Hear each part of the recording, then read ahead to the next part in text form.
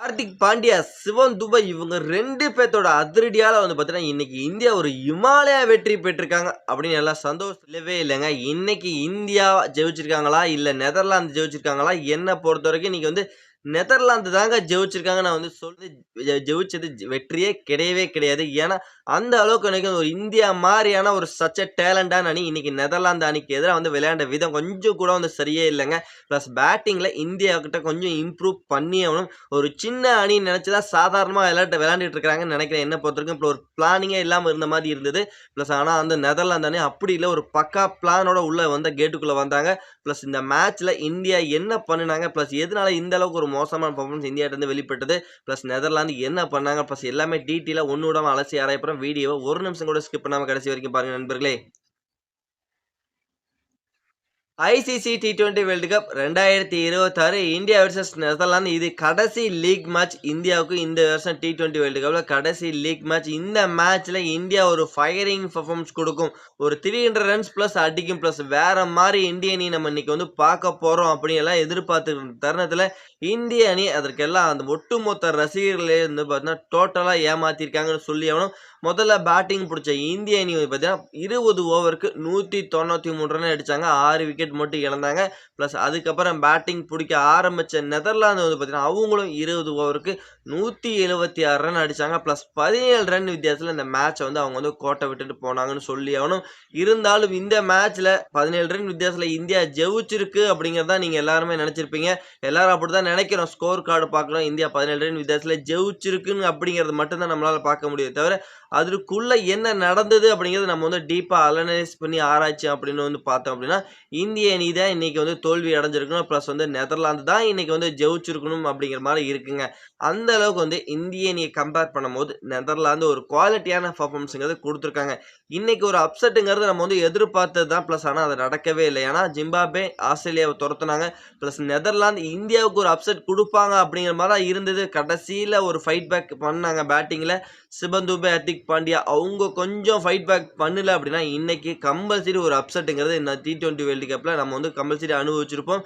Plus தோல்வி அடைஞ்சிருக்கணுங்க. என்னை பொறுத்தவரைக்கும் தோல்வி அடைஞ்சிருக்கணும். அப்போ தான் இந்திய அணிக்கு ஒரு பாடமாக இருந்திருக்கும். ஏன்னா சின்ன அணின்னு நினைச்சு சாதாரணமா விளையாண்டுட்டு இருக்காங்க. ஒரு பிளான் இல்லாம இருக்கு. இதுக்கப்புறம் சூப்பர் 8 வருது. சூப்பர் 8ல ஒவ்வொரு அணியும் பார்த்தீங்கன்னா, ஒரு பலம் வாய்ந்த அணியா இருக்காங்க. South Africa, west Indies, Zimbabwe, Australia அடிச்சுட்டு உள்ள வந்திருக்காங்க. இந்த மாரி 3 பலம் வாய்ந்த அணிக்கு எதிரா நம்ம இனி விளையாட போறோம். பிளஸ் அப்படிப்பட்ட சூழ்நிலையில நெதர்லாந்துக்கு எதிரான மேட்ச் எல்லாம் ரொம்ப ரொம்ப ரொம்ப அசால்ட்டா விளையாடுறாங்க. பேட்டிங்ல அபிஷேக் சர்மா விட்டுருங்க.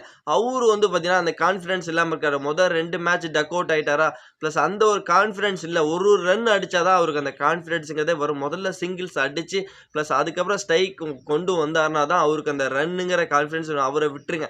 அவரை விட்டுட்டு இஷான் கிஷன் அவரு அன்பார்ச்சுனேட்டா விக்கெட். ஆனா அதுக்கப்புறம் திலக் வர்மா ரன்ஸுங்கிறது வரல. ரொம்ப கஷ்டப்பட்டு தான் ரன்ஸுங்கிறது கொண்டு வந்த மாதிரி இருந்தது. சூரியகுமார் யாதவ் பார்த்தீங்கன்னா அவருக்கும் இந்த மேட்ச்ல சரியான ஒரு ரன்ஸுங்கிறது வரல. கொஞ்சம் ரொம்ப ரொம்ப ரொம்ப கஷ்டப்பட்டாரு. சும்மா அசால்ட்டா கிரிக்கெட் விளையாண்டுட்டு இருக்க மாதிரி இருக்கு.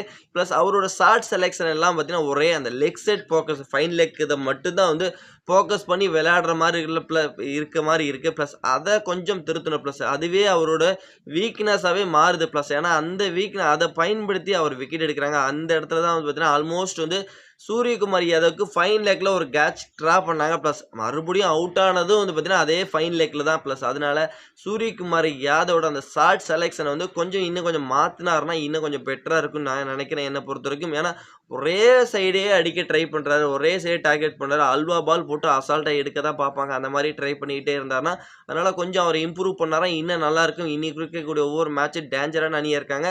அடுத்து சிவம் தூபே வந்தாரு. சிவம் தூபே வந்த உடனே பார்த்தீங்கன்னா ஒரு எல்பிடபிள்யூ ஆனாரு. பிளஸ் அம்பையர் கால் மூலியமா பார்த்தீங்கன்னா அது ரிஜெக்ட் ஆச்சே தவிர மற்றபடி அது அவுட் கொடுத்துருந்தாங்க அப்படின்னா சிவம் தூபே அந்த இடத்துல காலி 66 ரன்லாம் அடிச்சிருக்கவே மாட்டாருங்க. ஆல்மோஸ்ட் அவுட்டு தான். பிளஸ் அம்பையர்ஸ் கால்னால அவுட் இல்லை அப்படிங்கிற மாதிரி போயிருச்சு. சிவம் துபே ரொம்ப அசால்ட்டா விளையாண்ட மாதிரி இருந்தது. பிளஸ் அதுக்கப்புறம் ஹார்திக் பாண்டியா ஒரு அக்ரஷன் காமிச்சு பிளஸ் இருந்தாலும் பார்த்தீங்கன்னா 193 ரன் இந்தியா அடிச்சாங்க. பேட்டிங்ல பெரிய அளவில் என்ன பொறுத்த வரைக்கும் இன்டென்ட்டுங்கிறது ரொம்ப ரொம்ப ரொம்ப கம்மியாக இருந்ததுங்க. பிளஸ் அவங்க குவாலிட்டியான ஒரு பர்ஃபார்மன்ஸ் கொடுத்தாங்க. பிளஸ் நெதர்லாந்தை பொறுத்த வரைக்கும் பவுலிங்ல மாரின் தத் ஓப்பன் பண்ண அவரு ஓப்பனிங் பவுலராக பயன்படுத்தினாங்க. பிளஸ் நியூ பால்லே நம்மளோட அபியோட விக்கெட்டை எடுத்தாரு. பிளஸ் இதே இதாங்க ஒரு நெதர்லாந்து ஒரு கீ குடுத்துருக்காங்க. பாகிஸ்தானும் நமக்கு எதிரா ஒரு கீ குடுத்துட்டு போயிருக்காங்க. அடுத்து சவுத் ஆப்பிரிக்காவும் இதே மண்ணுல தான் நமக்கு எதிரா சூப்பர் 8ல விளையாட போறாங்க. அவங்களும் வந்து என்ன பண்ணுவாங்க, அபிஷேக் சர்மாக்கு ஓவர் ஸ்பின்ன பயன்படுத்த தான் பார்ப்பாங்க.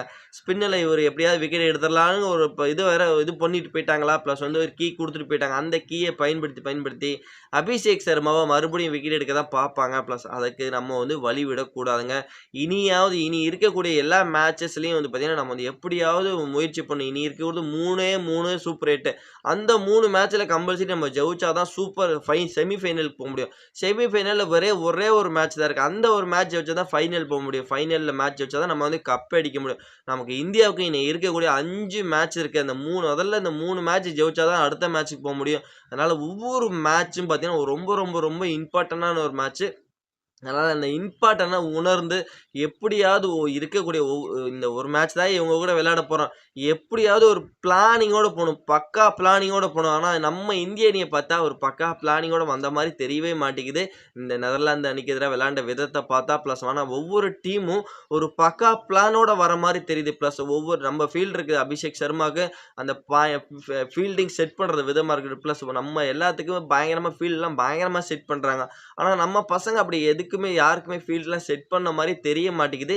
இருந்தாலும் கொஞ்சம் கவலைக்கிடமா தான் இருக்குங்க. இந்தியாவோட பேட்டிங் கொஞ்சம் கொஞ்சம் கவலைக்கிடமா இருக்கு. அத கொஞ்சம் மாத்துனாங்கன்னா நல்லா இருக்கும் அப்படிங்கிறது என்னோட ஒப்பீனியனா இருக்கு. பிளஸ் ஏன்னா இனி இருக்கக்கூடிய ஒவ்வொரு மேட்ச் இந்தியாவுக்கு எந்த அளவுக்கு இம்பார்ட்டன்ட்ங்கிறது நம்ம எல்லாத்துக்குமே தெரியும். பிளஸ் நம்ம வந்து எப்படியாவது இந்த வருஷம் நம்ம வேர்ல்டு கப் வாங்கணும். பிளஸ் நம்ம மண்ணுல நடக்குது. ஏற்கனவே வந்து போன தடவ வாங்கிட்டோம். இந்த தடவையும் நம்ம வந்து இந்த கப்ப அடிச்சு தொடர்ந்து 2வது முறையா கப்ப தூக்குறோம். 3 முறை கப்பு வாங்கி ஒரு புது சாம்பியனை ஒரு புது வரலாற படைக்கணும்னு நம்ம வந்து காத்துக்கிட்டு இருக்க நேரத்துல இந்திய அணி இப்படிலாம் சொதப்பவே கூடாது. இன்னும் அபிஷேக் சர்மா அடுத்த மேட்ச் வந்து நரேந்திர மோடி ஸ்டேடியத்தில தான் சவுத் ஆப்பிரிக்கா அகைன்ஸ்டா அவர் சண்டே விளையாட போறோம். அந்த மேட்ச்ல ஒரு ஃபயரிங் பெர்ஃபார்மன்ஸ் கம்பல்சரி நாங்க வந்து அவர்ட்டருந்து எதிர்பார்க்கலாம். பிளஸ் அந்த மேட்ச்லயும் சொதப்புனாரு அப்படின்னா, அவர் ரொம்ப கஷ்டமா வரும். இந்திய அணிக்கு ஒரு பெரிய பின்னடைவ பெறும். பிளஸ் அவரோட பேட்ல இருந்து ரன்ஸ் வரலன்னா, இந்தியருக்கு எந்த அளவுக்கு பெரிய ஒரு வீக்னஸா இருக்குங்கிறது நம்ம எல்லாத்துக்குமே ஒரு தெரிஞ்ச விஷயம். பிளஸ் அதனால இந்த நெதர்லாந்து அணிக்கு எதிரா வெற்றி பெற்றது என்ன பொறுத்தவரைக்கும் வெற்றியே கிடையாது. நெதர்லாந்து பேட்டிங்லயும் செம்மையா விளையாண்டாங்க. பவுலிங்லயும் பார்த்தீங்கன்னா, சூப்பரான குவாலிட்டியான பெர்ஃபார்மன்ஸ்ங்கிறது குடுத்திருந்தாங்க. பிளஸ் இந்திய அணிகிட்ட இருந்து பவுலிங்ல நல்ல தரமான பெர்ஃபார்மன்ஸ் இருந்தது. அதுவும் வருண் சக்கரவர்த்தி பாராட்டியே ஆகணும். பிளஸ் அதனால அவங்கள பத்தி பிரச்சனையே கிடையாது. நம்மள பொறுத்தவரைக்கும் பார்த்தீங்கன்னா, ஓவராலா வந்து பார்த்தீங்கன்னா, பேட்டிங்ல கொஞ்சம் கொலாப்ஸ் பண்ணிட்டு இருக்கோம். அத கொஞ்சம் மாத்தணும். ஒரு பிளானிங்கோட வரணும். இனி இருக்கக்கூடிய ஒவ்வொரு மேட்ச் இந்த அளவுக்கு இம்பார்ட்டன்ட்ங்கிறது உங்களுக்கு தெரியும். பிளஸ் அதனால அந்த இம்பார்ட்டன்ட்ட உணர்ந்து அந்த பிளானிங்கோட வந்தாங்கன்னா, அடுத்தது south Africa, Zimbabwe, west Indies எல்லாம் வீழ்த்தி எறிஞ்சிட்டு செமி ஃபைனல் போறோம். செமி ஃபைனல் யாரு வந்தாலும் அடிச்சு தும்சம் பண்ணி ஃபைனல்ல போய் கெத்தா கோப்பைய தூக்குறோம். பிளஸ் அதனால ஒவ்வொரு மேட்சும் இம்பார்ட்டன்ட் புரிஞ்சு விளையாண்டாங்கன்னா ரொம்ப நல்லா இருக்கும் நண்பர்களே. நீங்க என்ன நினைக்கிறீங்க? இந்தியா அந்த மேட்ச் பத்தி நீங்க என்ன நினைக்கிறீங்க? இனி இருக்கக்கூடிய மேட்ச்ல இந்திய அணி என்ன மாரி பிளான் பண்ணணும் அப்படிங்கிறது எல்லாமே நீங்க வந்து மறக்காம நம்மளோட கமெண்ட் செக்ஷன்ல கருத்த வந்து பதிவு பண்ணிட்டு இந்த வீடியோ பிடிச்சா லைக் பண்ணி ஷேர் பண்ணி உங்க சப்போர்ட்டையும் ஆதரவையும் குடுத்தா நான் ரொம்ப யூஸ்ஃபுல்லா இருக்கும். நம்ம நெக்ஸ்ட் வீடியோ பண்ணலாம். Bye bye friends.